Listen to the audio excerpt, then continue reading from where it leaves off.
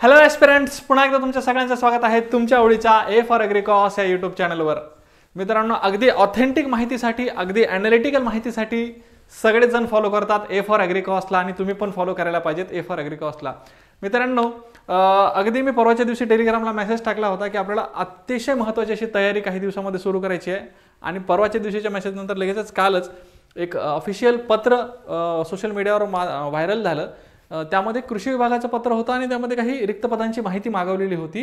नेमकं त्या पत्राला अनुसरून बरेच प्रेडिक्शन्स झाले, बऱ्याच गोष्टी झाल्या, बरेच विद्यार्थ्यांच्या मनामध्ये संभ्रम निर्माण झाले आणि बऱ्याच विद्यार्थ्यांनी मला मेसेजही केले की सर एकदा तुम्ही या विषयावर बोला, तुम्ही या विषयावर एकदा लाईव्ह या, तुम्ही या विषयावर एकदा काहीतरी सांगा, कारण तुमच्यावर जरा जास्त विश्वास आहे.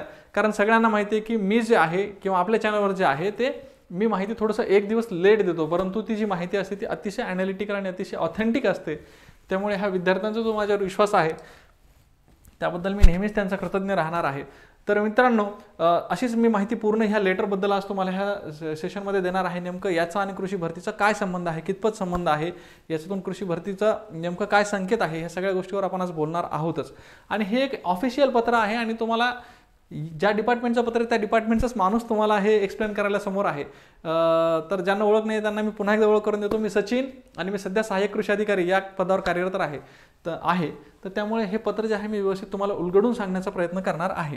बघा, तर हे मुलांचे जे काही मेसेज होते, सर टेन्शन येतं आहे, उद्या संडे सेशन घ्या वगैरे वगैरे, तर हे सगळ्यांची मी धन्यवाद मानतो आणि तुम्ही माझ्यावर विश्वास ठेवता त्याबद्दल. आणि तुमच्या विनंतीला मान देऊन मी हा सेशन जो आहे तो सुरू करतोय. तर बघा, हा सेशन सुरू करण्यापूर्वी तुमच्यापैकी सगळ्यांना माहिती आहे, मॅक्झिमम जणांना माहिती आहे की आरंभ टेस्ट सिरीज जी आहे ही आपण सुरू केलेली आहे आणि ती पुन्हा एकदा त्या डिस्काउंटेड रेटमध्ये आपण सुरू केलेली आहे. तर ही डिस्काउंटेड रेटमध्ये का सुरू केली, आरंभ टेस्ट सिरीजचा तुम्हाला काय फायदा होणार आहे, हे सगळ्या गोष्टी मी तुम्हाला व्हिडिओच्या शेवटी सांगतो. परंतु व्हिडिओमध्ये सगळ्यात महत्त्वाचं मी तुम्हाला आता बोलायला सुरुवात करतो, कारण ज्या मुद्द्यासाठी आपण चर्चा करण्यासाठी इथं आलो आहोत तो मुद्दा आधी चर्चेला गेला पाहिजेत, नंतर बाकीच्या गोष्टी. बघा, हे पत्र जे आले हे नेमकं पत्र कुणाचं आहे, नेमकं काय सांगतं हे पत्र. तर हे पत्र जे आहे हे विभागीय कृषी सहसंचालक या कार्यालयातून प्राप्त झालेलं आहे. विभागीय कृषी सहसंचालक म्हणजे काय, तर joint director of agriculture. Joint director of agriculture हे किती असतात महाराष्ट्रामध्ये, जेवढे कृषी विभाग आहेत, कृषीचे वेगवेगळे विभाग आहे. नाशिक वेगळा विभाग आहे, पुणे वेगळा विभाग आहे, नागपूर वेगळा विभाग आहे, लातूर वेगळा विभाग आहे, संभाजीनगर वेगळा विभाग आहे, तर असे जेवढे काही, कोकण वेगळा विभाग आहे, तर असे 6 विभागांचे जेवढे काही विभाग आहेत त्या प्रत्येकाला एक एक विभागीय सहसंचालक म्हणजे जॉईंट डायरेक्टर ऑफ ॲग्रिकल्चर असतात. तर या सगळ्यांपैकी एक म्हणजे छत्रपती संभाजीनगर विभागाचे विभागीय सहसंचालक यांचं हे पत्र होतं. हे कुणाला पत्र दिलेलं आहे त्यांनी, तर ते त्यांच्या जिल्हास्तरीय जे काही कृषी अधिकारी आहेत, उपविभागीय स्तरीय जे कृषी अधिकारी आहेत, त्यांचे तालुका अधिकारी किंवा तालुका स्तरीय जे कृषी अधिकारी आहेत यांच्यासाठी हे पत्र आहे.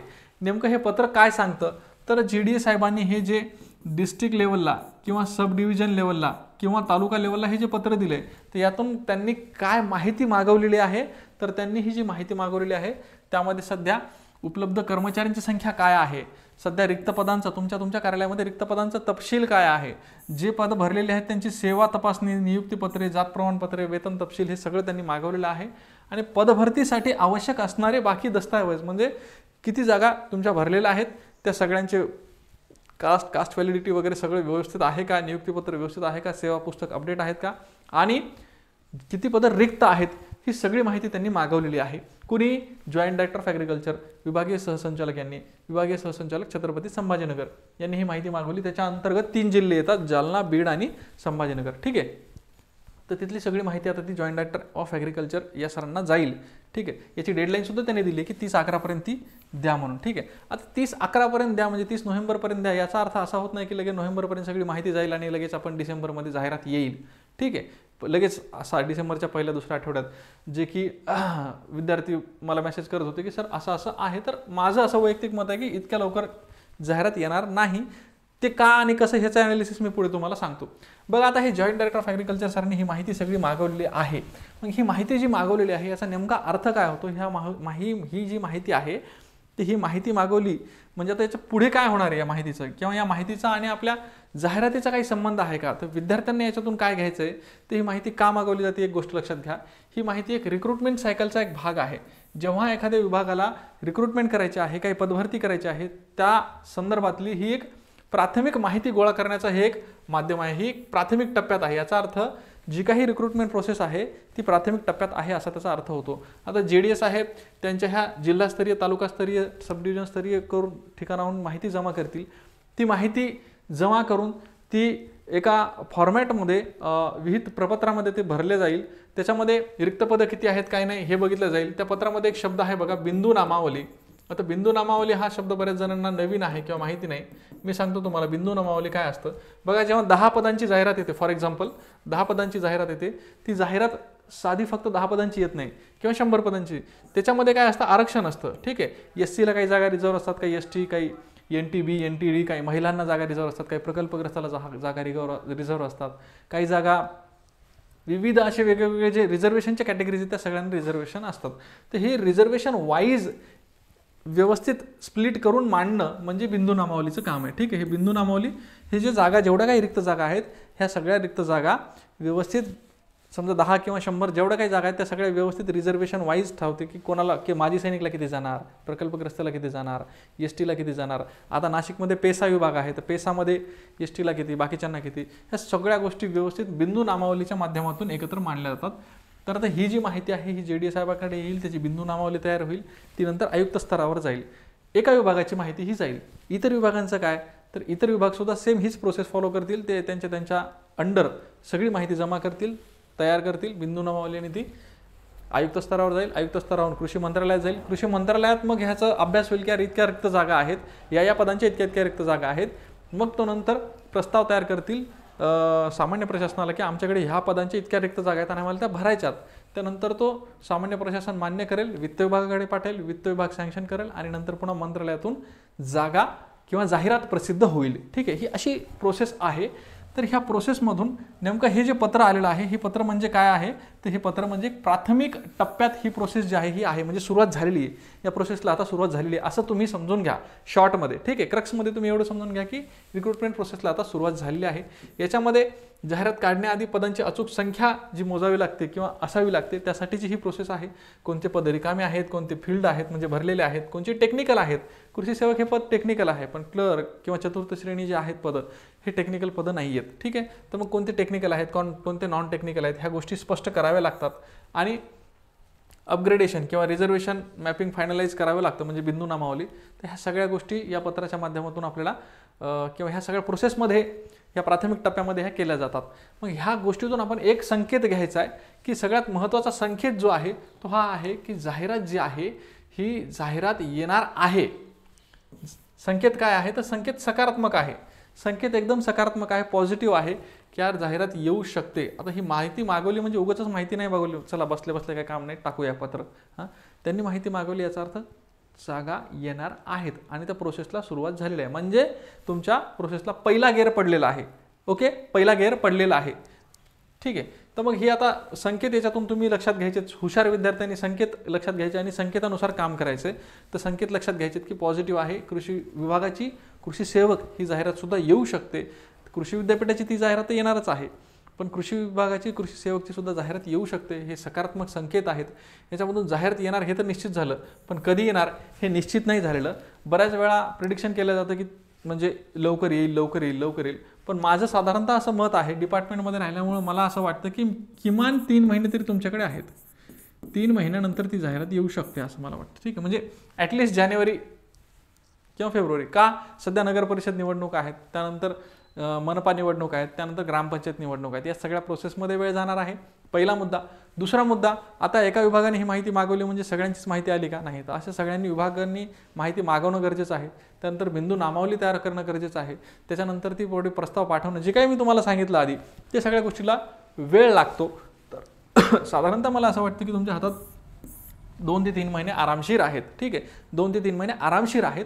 ही जाहिरात जानेवारीच्या आसपास किंवा जानेवारी एंडच्या नंतर येऊ शकते. ओके, ठीक आहे, हे माझं वैयक्तिक मत आहे बरं का. मी यावरून कुणालाही असं नाही म्हणत की तुम्ही हे सोडा ते करा ते करा ते सोडा असं नाही म्हणत आहे. काल मला एका विद्यार्थ्याचा फोन आला, तो म्हणे सर मी कंबाईनची तयारी करतोय आणि हे थोडंसं वातावरण तयार झालंय लगेचच काल टेलिग्रामला, तर मग याचं मी काय करू, कृषीची काम म्हणजे अभ्यास सुरू करू का.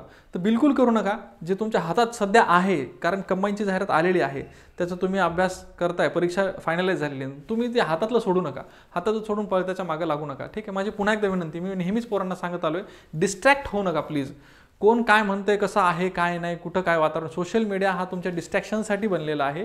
प्लीज सोशल मीडियावरून काही गोष्टींची चर्चा होत असताना तुम्ही डिस्ट्रॅक्ट होऊ नका. तुम्ही स्वतःचं डोकं वापरा, ॲनालिसिस करा किंवा ए फॉर ॲग्रिकॉसला फॉलो करा. ठीक आहे. तर जाहिरात येणार आहे, निश्चित आहे. ही काही महिन्यात येईल, 2 ते 3 महिन्यामध्ये. मग अभ्यासाची तयारी कधीपासून सुरू करायची? सर जाहिरात आल्यावर बघू असं म्हणणारे जे विद्यार्थी आहेत ते इथंच राहतात. ठीक आहे. तर ह्या जो पॉझिटिव्ह संकेत आहे, हा संकेत लक्षात घ्या आणि अभ्यासाची तयारी सुरू करा. आता जर तुम्ही तयारी सुरू करत असाल तर हा तुमचा गोल्डन विंडो आहे. सध्या आपली कुठलीही बॅच नाही आहे. ठीक आहे. तरी पण मी तुम्हाला सांगतो की अभ्यास सुरू करा. ठीक आहे. अभ्यास सुरू करा. आत्ता जर तुम्ही अभ्यासाला सुरुवात केली तर हा तुमचा गोल्डन विंडो असणार आहे. ठीक आहे सर, पॉझिटिव्ह संकेत आहेत. चॅनल नेहमी आमच्या सोबत आहे. चॅनलने बऱ्याच काही गोष्टी केलेल्या आहेत विद्यार्थ्यांसाठी. तर मग आता इथून पुढे चॅनल काय करणार आहे? फॉर ॲग्रिकॉसचा पुढचा रोडमॅप काय असणार आहे? तर सगळ्यात महत्त्वाचं PYQ ॲनालिसिस करणार आहोत. कुठल्याही परीक्षेची तयारी ही त्याचा श्री गणेशा किंवा नारळ कधी कधी कशा मार्फत फोडायचं तर PYQ ॲनालिसिस करून फोडायचं. मागचे प्रश्न बघायचे, त्याचं लेवल बघायचं आणि त्या गोष्टीवरून नंतर पुढं आपण ॲनालिसिस करायची. PYQ ॲनालिसिस मी घेणार आहे. रेफरन्स बुक्स मी तुम्हाला सांगणार आहे. काही प्रॅक्टिस टेस्ट मी तुमच्या घेणार आहे आरंभ टेस्ट सिरीजच्या माध्यमातून. ते तुम्हाला तुम्ही ते पहिल्या स्लाईडवर बघितलं आरंभ टेस्ट सिरीज. ठीक आहे. एक स्ट्रॅटेजी डिझाईन करणार आहे, त्याच्यामध्ये टार्गेट्स देणार आहे आणि ही टार्गेटेड एक नवीन बॅच सुद्धा सुरू करणार आहे. टार्गेटेड नवीन बॅच आपल्या ए फॉर ॲग्रिकॉसच्या माध्यमातून आपण प्लॅन करतोय. लवकरच ती बॅच सुद्धा तुमच्यासमोर येईल. ठीक आहे. आता ही जी प्रॅक्टिस टेस्ट आहे, ह्या आरंभ टेस्ट सिरीज आपली ऑलरेडी आहे, तुमच्या सगळ्यांना माहिती आहे आणि ही अगदी कृषी सेवकच्या लेवललाच बनवलेली आहे. आरंभ टेस्ट सिरीज जी आहे ही अगदी कृषी सेवक म्हणजे कृषी सेवक असेल किंवा कृषी विद्यापीठ भरती असेल यांना टार्गेट ठेवून किंवा यांना नजरेसमोर ठेवूनच ही बॅच बनवलेली आहे. याच्यामध्ये जवळपास 10 टेस्ट आहेत. 10 टेस्ट आहेत. यांचं आणखी ॲनालिसिस सुरू झालेलं नाही, पण ॲनालिसिस आपण लवकरच व्हिडिओच्या माध्यमातून ॲनालिसिस सुद्धा देणार आहोत. ह्या सगळ्या 10 टेस्ट आहेत. हे सगळं खूप सगळं मटेरियल जे आता मी एवढं सगळं वाचून नाही दाखवतो, पण हे सगळं तुम्हाला फक्त आणि फक्त 99 मध्ये आहे. तर उशीर करू नका. तयारी सर सुरू करायची असेल तर पहिल्यांदा प्ले स्टोअरवरून आपलं ए फॉर ॲग्रिकॉस ॲप डाउनलोड करा, ही टेस्ट सिरीज जॉईन करा आणि पुढच्या अपडेट्ससाठी थोडीशी वाट बघा. जे की मी तुम्हाला सांगितलं नाही तर रेफरन्स बुक सांगणार आहे, ॲनालिसिस घेणार आहे किंवा याच्यामध्ये पदांची सगळी आणखी डिटेल माहिती तुम्हाला देणार आहे, तर ती यूट्यूबला देणार आहे. त्याबद्दल थोडंसं तुम्ही काय करा, आपल्या चॅनलच्या टचमध्ये राहा. ठीक आहे. चॅनलच्या टचमध्ये कसं राहता येईल तुम्हाला, तर आपली टेलिग्रामची जी लिंक आहे ती डिस्क्रिप्शन बॉक्समध्ये आहेच. ओके. टेलिग्रामची जी लिंक आहे ती डिस्क्रिप्शन बॉक्समध्ये आहेच. चॅनल आपलं यूट्यूब चॅनल आहे ते सबस्क्राईब करून ठेवा. टेलिग्राम चॅनलला पण येऊन जा. टेलिग्राम चॅनलला डेली आता इथून पुढे क्विजेस वगैरे होत जातील. अपडेट तर डेलीच पडत आहेत. ठीक आहे. चलो, तर लाईक, शेअर आणि सबस्क्राईब करायला विसरू नका. बाकी ए फॉर ॲग्रिकॉस जे आहे ते नेहमीच तुमच्यासोबत आहे. कुठल्याही गोष्टीची धांदल घाई करू नका. धांदल गडबड करण्यामध्ये तुम्ही नक्की धावपळ करत असताना नेहमी माणूस पडत असतो, हो ना. मम्मी आपल्याला नेहमी सांगते की यार घाई गडबड करू नको, शांततेत कर. त्याचं कारण हेच असतं की तुम्ही घाई गडबड करत असताना नेमकं काही ना काही सांडता, काही ना काही पाडता, काही ना काही पडता, हो की नाही. तर असं करू नका प्लीज. हातात जर तुमच्या कुठली एक्झाम असेल, आता टार्गेटेड असेल तर तिला आधी पूर्ण करा. नंतर जी ॲड आलीच नाही नंतर तिच्या मागे लागा. ठीक आहे. आता याची स्ट्रॅटेजी कशी असायला पाहिजेत, अभ्यास कसा करायला पाहिजेत, किती तास करायला पाहिजेत, तांत्रिकला किती वेळ द्यायला पाहिजेत, अतांत्रिकला किती वेळ द्यायला पाहिजेत, या सगळ्या गोष्टींवर व्हिडिओ आपल्या चॅनलला येतील.